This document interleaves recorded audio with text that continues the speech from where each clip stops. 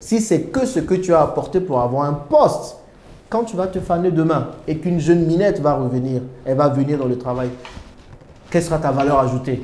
Qu'est-ce qu'on va faire de toi? Parce que c'est tout ce que tu as proposé. Jean-Yves, j'observe beaucoup la toile ces derniers temps. Je vois pas mal d'influenceuses qui nous sortent des chiffres faramineux, des 100 millions par mois, comme on a discuté la dernière fois. Et c'est un phénomène qui commence à être de plus en plus récurrent sur la toile. On voit la montée de beaucoup d'influenceuses aujourd'hui. Et ça me ramène encore sur le sujet. Franchement, il faut qu'on appuie dessus. Les promotions canapé, là, c'est un véritable fléau ces derniers temps. Tu penses que c'est dû à quoi? Qu'est-ce que tu penses de la situation? Des promotions canapé, c'est-à-dire des femmes ou des hommes aussi des femmes qui couchent pour pouvoir… Voilà, des femmes, je vais définir le terme, des femmes qui couchent avec leur patron pour avoir des postes plus élevés et des hommes qui baissent la culotte, hein, qui se font, voilà, pour aussi avoir des postes plus élevés ou avoir une sécurité quelconque. Aujourd'hui, c'est un phénomène très récurrent parce qu'on a beaucoup parlé du porte-à-porte, mais on ne parle pas beaucoup de ce sujet-là. Mais moi, déjà, je pense que chacun fait ce qu'il veut de ses orifices. Ok? Si tu veux même encore mettre ça dans tes narines, tant que ça peut t'apporter ce que tu veux, ce sont tes orifices. Mais est-ce que toi, tu as fait ça? Non, je n'ai pas fait. Donc déjà, parce que qui suis-je pour juger les gens, tu vois? Je ne suis pas pour cette pratique, clairement. Oui. Mais à un moment donné, les gens sont responsables. Et peu importe ce qu'on dit, ils vont faire ce qu'ils veulent de leurs orifices. Mais le conseil que je donnerais aux personnes qui font ça, et je vais raconter une histoire de quelqu'un qui a vécu ça, et tu vas voir la limite.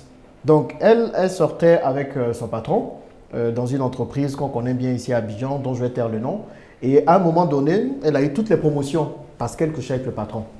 Et devine quoi, quelques mois après être promue et tout, il y a une petite jeune fille qui vient dans la même entreprise que la dame dans laquelle elle travaillait.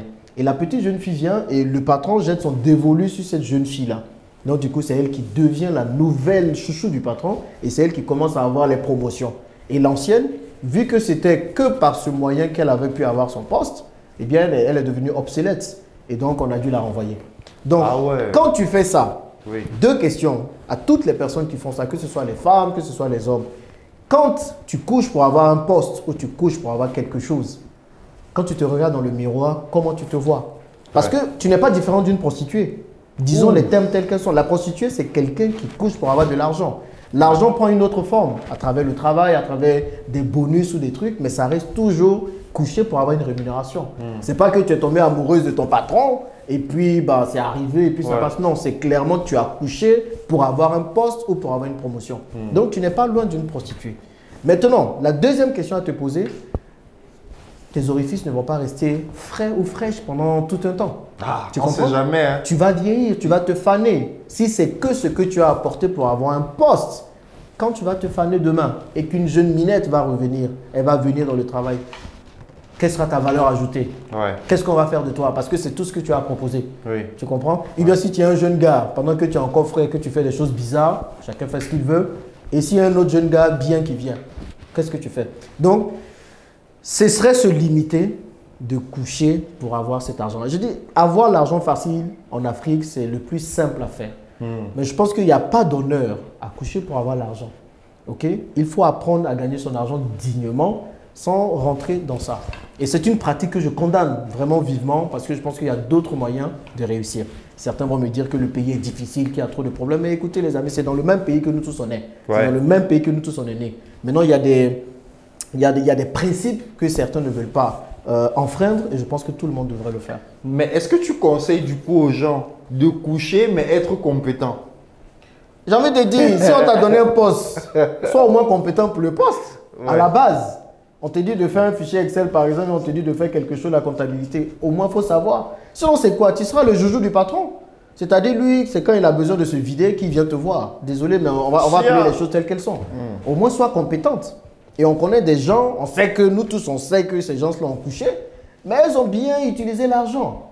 C'est-à-dire, à des moments donnés, il y a des gens, tu ne sais pas pourquoi ils font des choses. Tu vois, c'est pour ça que je dis, qui suis-je pour juger les gens? Même Jésus n'a pas lancé la première pierre à la prostituée. Pourquoi veux-tu que moi, je lance la première pierre à la prostituée? Maintenant, c'est de ne pas rester dedans, de ne pas te complaire dedans. Ou bien de tout faire pour t'en sortir dans un certain sens. Donc, si tu gagnes un poste en couchant, rassure-toi que le poche, au moins, tu peux le remplir. Tu vois, sinon, s'il y a quelqu'un de plus frais que toi qui vient, ben, il va prendre ta place ou bien il va prendre ta place. Et donc, tu vas passer ton temps à coucher comme ça, coucher comme ça. À un moment donné… Mais aujourd'hui, quel est le message que tu adresses aux entrepreneurs qui font ce genre de pratique? Est-ce que ce n'est pas ça qui est un frein à notre développement? Parce que la promotion canapé peut être assimilée au tribalisme, c'est les mêmes tares en fait. Exactement. Bon, ces entrepreneurs qui le font, j'ai envie, voilà, ce n'est pas vraiment eux ma cible, c'est plutôt les jeunes qui regardent ce que ces entrepreneurs font. D'accord. Tu vois, et qui les prennent en exemple. Les amis, ce n'est pas tout ce qui brille sur Internet qui est de l'or. Faites attention aux personnes que vous suivez. Je sais qu'il y a beaucoup qui brandissent des billets de banque, qui montrent une certaine vie qu'ils n'ont pas en réalité. Et on sait un peu d'où vient cet argent-là. Mais ce que je dis, il n'y a rien de plus jouissif que de pouvoir avoir de l'argent par la sueur de son front. Clairement, de l'argent honnêtement gagné. Donc, ce que je dirais aux gens, c'est de se lancer dans des business. Il y en a plein que je partage sur ma page YouTube qui leur permettront de gagner de l'argent honnêtement. Mieux vaut gagner 1000 francs par jour jusqu'à un certain niveau que de gagner 20 millions en une fois et perdre sa dignité. Ouais. Il n'y a rien de glorieux dedans. Mais toi, du coup, de ce que tu observes par rapport à ton panorama, quel est le bilan que tu peux tirer de la jeunesse, par exemple, en Côte d'Ivoire aujourd'hui? Aujourd'hui, moi, je vivais en Côte d'Ivoire, je suis parti dans la diaspora, j'ai vécu en France, à Dubaï, je suis revenu. Je me rends compte que la jeunesse ivoirienne et peut-être africaine veut la facilité. Tu vois, la facilité, c'est de dire on veut l'argent tout de suite maintenant, mais on n'est pas prêt à fournir les efforts nécessaires pour avoir cet argent-là. C'est pour ça que les promotions canapé font légion. Il n'y a pas que des promotions canapé. Quand vous avez des filles qui préfèrent trouver des hommes qui ont de l'argent pour sortir avec eux, il y a aussi un problème. Et il n'y a plus que des filles. Aujourd'hui, à Abidjan, vous partez, même les garçons même sont dedans maintenant. Ils veulent chercher un garçon qui va pouvoir prendre soin d'eux. Tu vois, même les garçons deviennent fainéants. On a aujourd'hui beaucoup d'hommes princesses qui se font mignons pour que soit une fille s'occupe d'eux ou bien qu'un gars s'occupe d'eux aussi, tu vois. Donc, on est dans ce gain rapide, facile.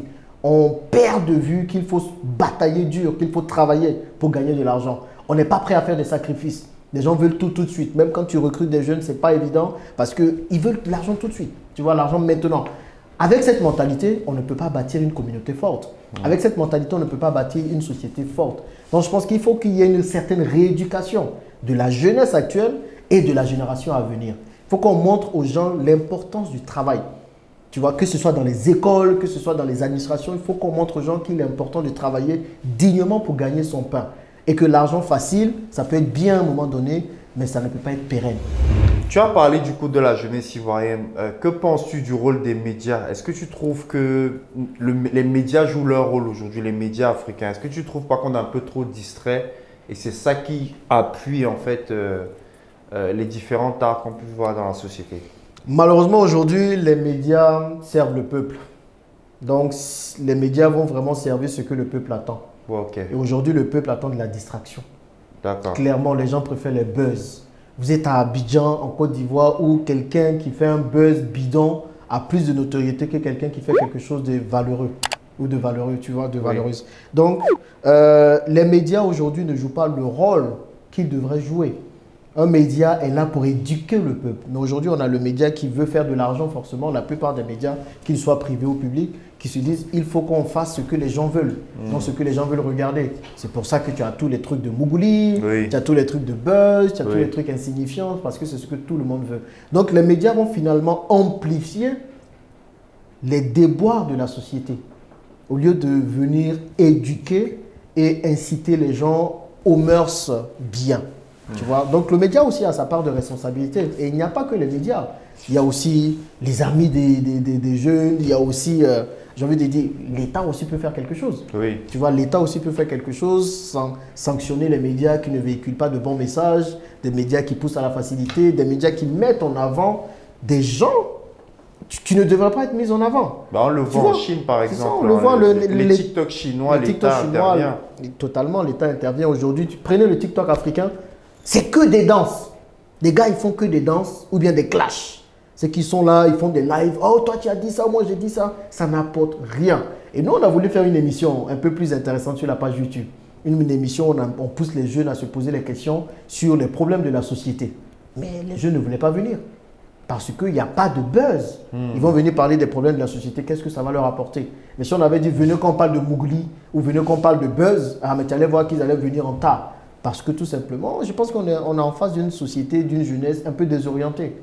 Tu vois, qui n'a pas de repères, qui a besoin de se retrouver. Et les médias peuvent jouer un rôle dans ce sens-là, de conscientisation et de pousser les gens à vraiment voir la société comme un moyen vraiment de pouvoir avancer et pas la société comme un moyen de se distraire uniquement.